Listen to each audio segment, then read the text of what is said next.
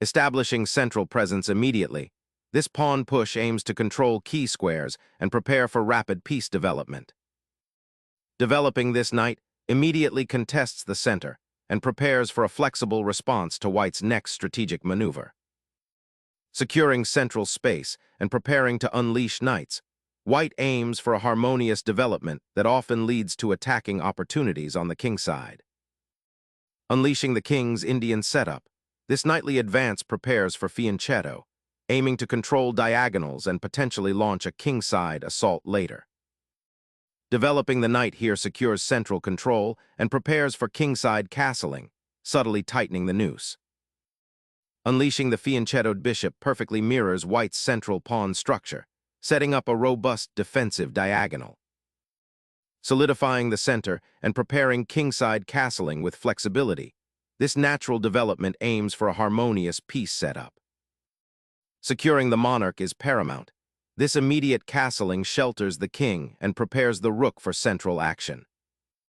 Developing the bishop to bf4 establishes early pressure on the d6 square, a common outpost for black's pieces in these structures. Probing the center's structure, black immediately contests white's central pawn majority and opens lines for piece activity. Stepping onto d5, white boldly stakes a claim in the center, forcing black to confront the pawn's aggressive posture and opening up diagonal lines for white's pieces.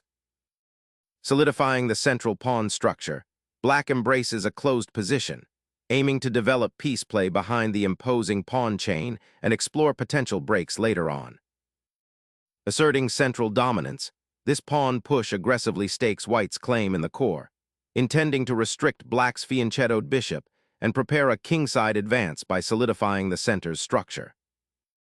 Immediately challenging the pawn chain and central control, this queen sortie offers dynamic counterplay, albeit at the risk of exposing her to further attacks and potentially hindering piece development. Developing the bishop to a more active diagonal and reinforcing the center, preparing to support further pawn advances or potentially prepare for a kingside attack. Developing the bishop to a more active square, this piece now eyes white's queen and attempts to disrupt white's central pawn structure, potentially forcing concessions.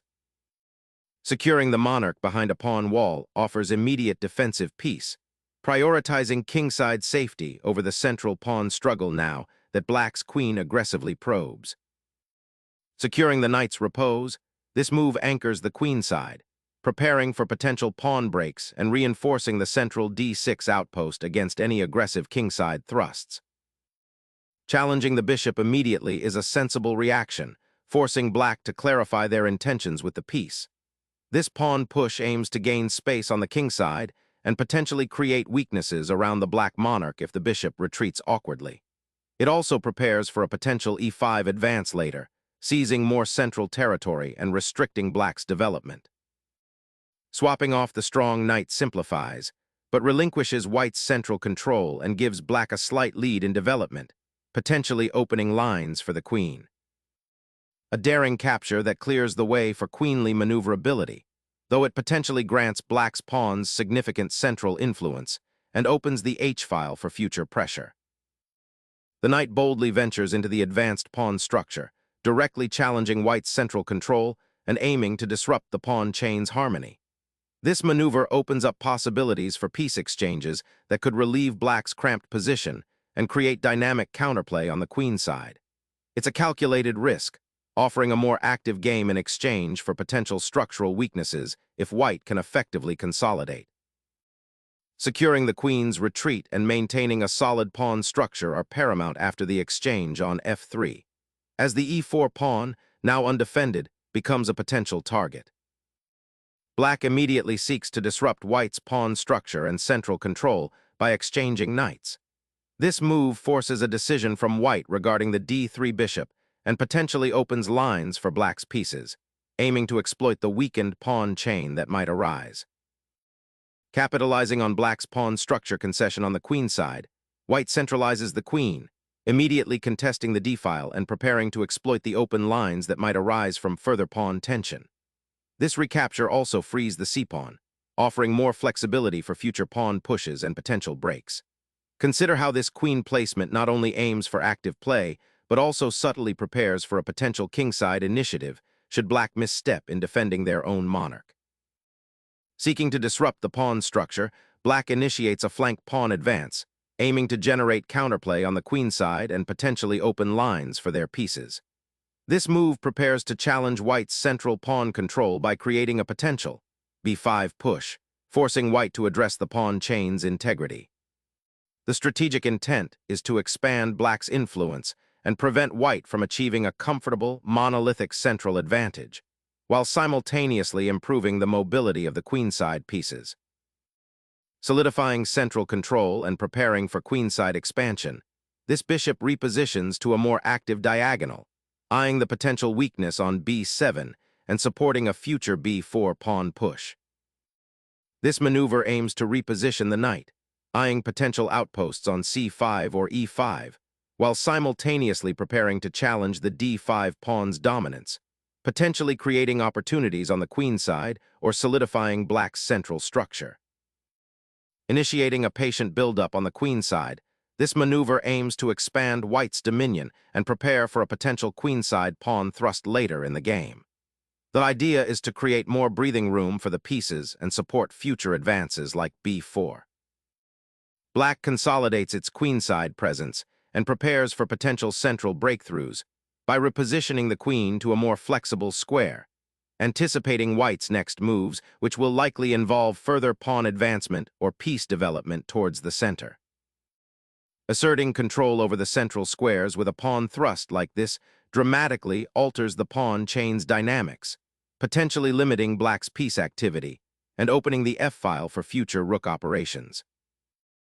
Unleashing a bold pawn thrust to disrupt white's queenside stability, black injects immediate dynamism into the position by challenging the c4 pawn and opening avenues for potential queenside play. Exploiting the pawn deficit on the queenside, this capture initiates a decisive confrontation for control over the central open files, promising significant endgame advantages if black cannot adequately defend. Black embraces the tension with this queen repositioning, subtly preparing to contest the open files that white's pawn push on d6 has created, while simultaneously hinting at a potential long-range shot down the a5-e1 diagonal should white miscalculate the ensuing pawn skirmish. Securing the king behind the pawn chain allows for bolder central pawn advances. Opening the file now presents an immediate challenge, as it grants you greater influence over this crucial corridor, potentially forcing white into a passive defense of their queenside structure. Though be mindful of the potential for immediate counterplay if white's pieces can quickly redeploy to exploit the newly created weaknesses. The knight's daring foray to b5 immediately injects sharp tactical possibilities into the position, forcing black to confront the dual threats against the c7 queen and the b5 pawn. This is a crucial moment where black's pieces, currently somewhat passive, must awaken to defend their king and shore up weak points. White, having successfully established this outpost, is now probing for weaknesses in black's pawn structure and seeking to disrupt their defensive coordination.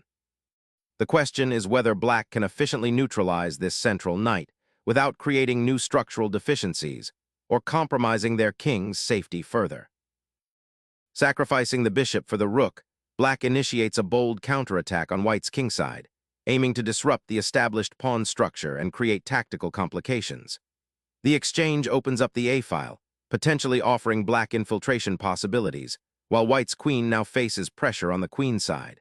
This material imbalance, however, forces black to play with precision to avoid falling behind in development and control.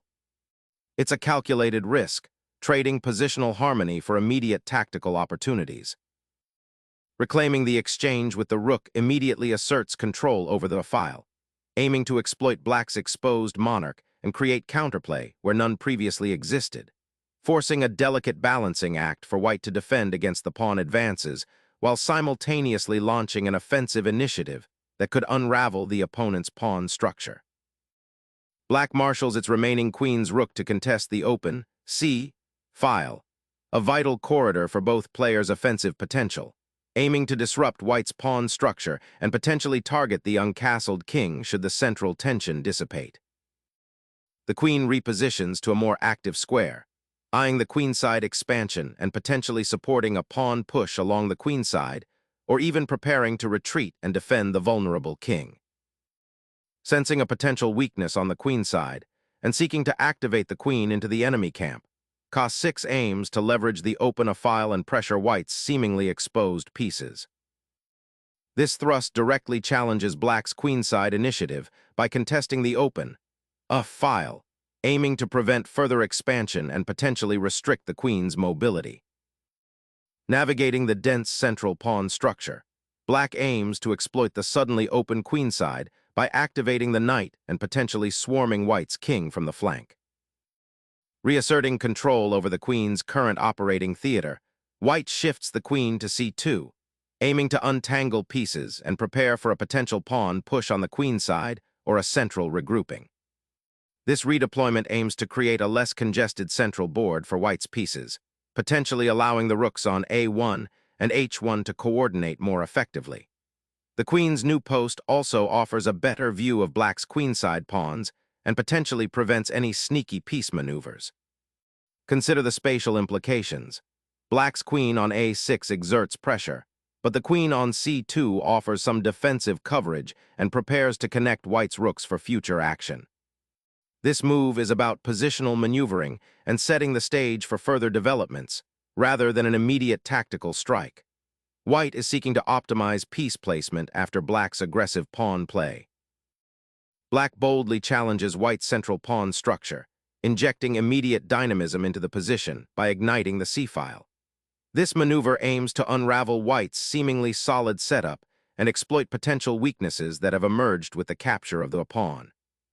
It's a calculated risk, sacrificing a pawn's immediate forward march for the prospect of opening lines and disrupting white's pawn chain, potentially leading to tactical fireworks or a positional advantage if white mismanages the ensuing complications.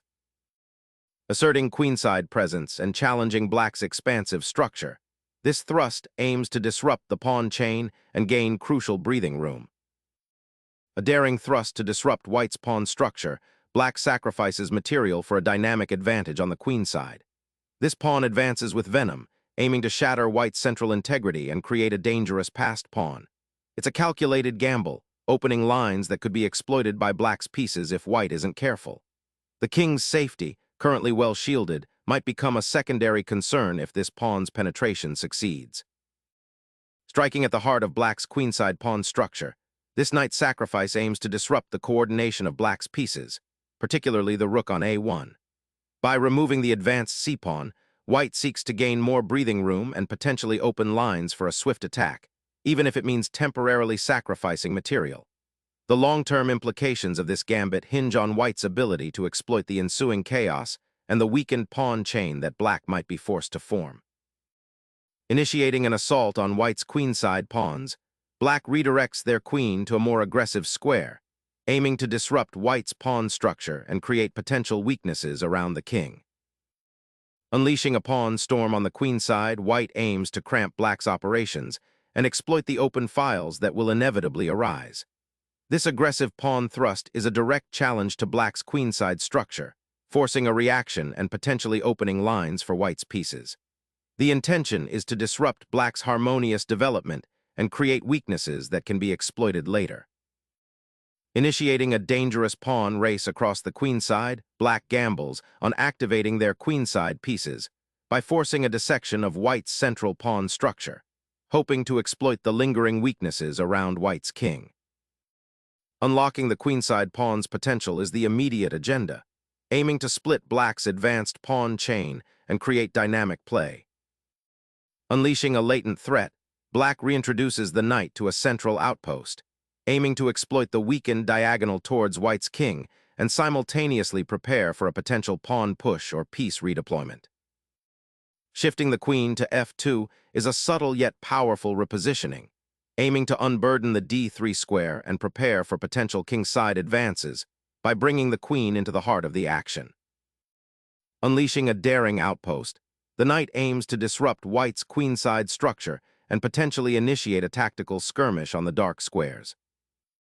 The rook shifts to the half-open file, a decisive repositioning to contest control of the central highway and potentially pin down the opponent's pieces on the queen side, forcing a reckoning for the advanced pawn chain and the vulnerable black king lurking behind it. Black boldly seizes the c3 pawn, a daring attempt to disrupt white's pawn structure and open lines, even though it comes at the cost of significant material imbalance. Unlocking the closed central tension, this capture shatters black's ambitious pawn chain and immediately forces a simplification towards a material advantage. Recapturing the bishop opens up the d-file for your rook, potentially creating immediate threats against white's somewhat exposed king position and offering a chance to improve the centralized knight's scope. Sacrificing material to expose the opponent's king often leads to decisive attacks, and the rook's repositioning here aims to achieve just that, creating potential threats down the d-file.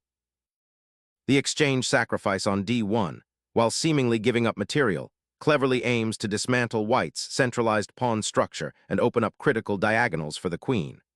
Black's intention is to exploit the weakened pawn chain and potentially create counterplay on the file or by activating the knight on c3. This maneuver injects dynamism into an otherwise somewhat static position, forcing white to carefully reevaluate their advantages and defenses. It's a bold attempt to trade positional concessions for tactical opportunities, transforming the nature of the game from a maneuvering battle into a more direct confrontation. Unlocking the b-file's potential now becomes paramount as the passed pawn advances, forcing a decision from black regarding its fate and influencing the subsequent pawn structure engagement. A desperate attempt to activate the rook, seeking central counterplay before white's advanced passed b-pawn becomes truly unstoppable and dictates the game's final outcome. Unleashing a pawn break to inject immediate dynamism, white aggressively probes black's kingside defenses, seeking to pry open lines and exploit the centralized pawn. Sacrificing the rook to disrupt white's pawn structure and activate black's pieces is a daring, albeit potentially risky, attempt to regain initiative. Unleashing the passed pawn's power is paramount, forcing black to confront its relentless march towards promotion. A desperate attempt to disrupt white's advancing pawn, hoping to force exchanges in a losing position, but ultimately neglecting the crucial task of king safety and the unstoppable march of the b-pawn, which will soon prove decisive. The promotion is initiated, a decisive moment where a pawn's humble journey culminates in a powerful transformation, dramatically altering the material balance and dictating the immediate tactical exchanges as the game hurtles towards its conclusion. Black's monarch, now exposed on the 7th rank, seems to be taking a much-needed breather amidst the chaotic endgame, hoping to shield itself from further aerial assaults by a seemingly innocuous shuffling of its position. Unleashing the passed pawn's potential, this push initiates a decisive endgame sequence, forcing the black king into a precarious defensive posture on an increasingly exposed diagonal. Black's pawn structure just underwent a significant transformation. Recapturing with the king offers a more solid defensive wall than the e-pawn, preserving a better defensive setup as the game enters its final stages. The queen's renewed activity on the 7th rank immediately creates immense pressure, targeting the rook and demanding a sharp response. Reclaiming material is paramount in this queen-and-pawn endgame, and the rook's return to the central action aims to contest the now-open d-file, a crucial artery for white's advancing b-pawn. Initiating a forceful pawn thrust to liberate the king and potentially create winning endgame chances. The knight's daring plunge to e2, a bold sortie into enemy territory, seems to overlook the glaring vulnerability it creates for itself, now isolated and potentially trapped behind a pawn chain that offers no retreat, while simultaneously failing to address white's looming e-pawn, a persistent threat that continues to advance and demand attention. Unleashing the pawn storm forward, white aggressively seeks to exploit the exposed black king and create new attacking avenues. The rook's daring sortie across the board, leaving its queen undefended, aims to disrupt white's coordination and activate its own dormant pieces in the endgame, hoping to exploit the open lines and potential passed pawn on the b-file. Unlocking the powerful diagonal for the queen offers immediate pressure against black's rook and potentially opens up a new avenue of attack. The knight's repositioning to d5 now eyes the weakened f2 square, aiming to disrupt white's king safety and potentially exploit the open files created by the pawn structure. Securing the queenside initiative with the advancing pawn, white aims to force a favorable exchange and simplify into a winning rook endgame by creating a passed b-pawn. Reclaiming the initiative, the knight surges forward to a square that, while active, risks isolation amidst white's consolidating forces, potentially becoming a target for swift counterattack if white can organize their remaining pieces effectively.